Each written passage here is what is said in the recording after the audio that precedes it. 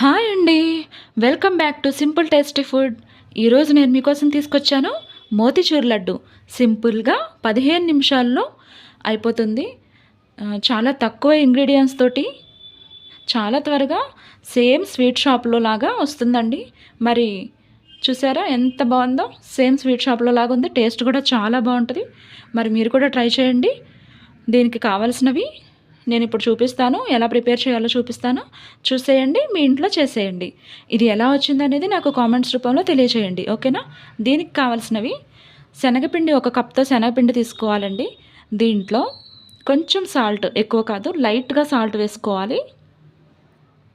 వేసుకొని అట్టుపిండి మనం ఎలా కలుపుతామండి, వాటర్ వేసుకొని ఆ విధంగా జారుగా వాటర్ వేసుకొని చక్కగా కలుపుకోవాలి. ఇలా బాగా చూసారా, ఇలా అన్నమాట. ఇది పక్కన ఉంచేసి వేరే పాన్లో ఆయిల్ వేసి, ఆయిల్ హీట్ ఎక్కిన తర్వాత మనము రెడీ చేసుకున్న మిశ్రమాన్ని, శనగపిండి మిశ్రమాన్ని చూసారా ఇలా వేయాలన్నమాట. ఇలా డ్రాప్స్ చేయాలి. ఇది బాగా కాలనవసరం లేదండి, కొంచెం కాలితే సరిపోతుంది. ఇలా పిండిని మొత్తం ఇలా మనం డ్రాప్స్గా వేసుకోవాలి.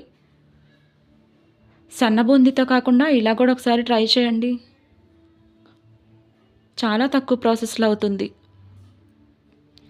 ఇలా అన్నీ కూడా వేసుకొని పక్కన పెట్టుకొని వీటిని చిన్న చిన్న పీసెస్గా కట్ చేసుకోవాలి. ఇలా అన్నమాట. వీటిని మిక్సీలో వేసి బాగా మెత్తగా కాకుండా చూసారా ఇలా ఇలా బరకగా మిక్సీ చేసుకోవాలండి. ఇప్పుడు వేరే బాండీలో షుగర్ వేసుకోవాలి. షుగర్ ఎంత వేసుకోవాలంటే మనము 1 కప్తో తీసుకున్నాం కదా శనగపిండి, అదే కప్ తోటి షుగర్ వేసుకోవాలి. వాటర్ వేసుకొని దాంట్లో కొంచెం యాలక్కాయ పొడి వేసుకొని ఈ పాకం గులాబ్ జామ్ పాకంలాగా కొంచెం చేతికి అంటితే సరిపోతుందండి. బాగా తీగ పాకం కాకుండా కొంచెం. ఈ పాకం మరిగిన తర్వాత చూసారా ఇలా చేతికి కొంచెం ఇలా అంటుకుంటే సరిపోతుంది. ఈ పాకం బాగా మరిగిన తర్వాత దీంట్లో రెడ్ కలర్ వేయాలి. వేసి మళ్ళీ ఒక 5 మినిట్స్ పాటు తిప్పి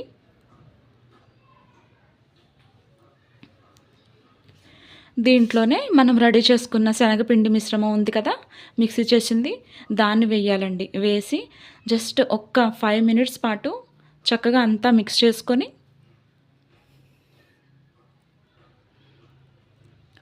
ఇలా మొత్తం మిక్స్ చేసుకొని ఒక్క 5 మినిట్స్ పాటు ఇలాగా మొత్తం దగ్గర పడేలాగా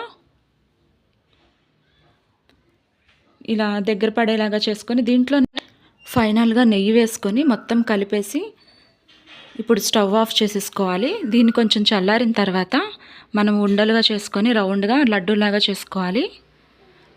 అన్నీ కూడా ఇలా రౌండ్గా లడ్డూలాగా చేసుకున్న తర్వాత మనము నెయ్యిలో వేపుకున్న జీడిపప్పు ఉంటుంది కదండి, అది ఇలా గార్నిష్ చేసుకొని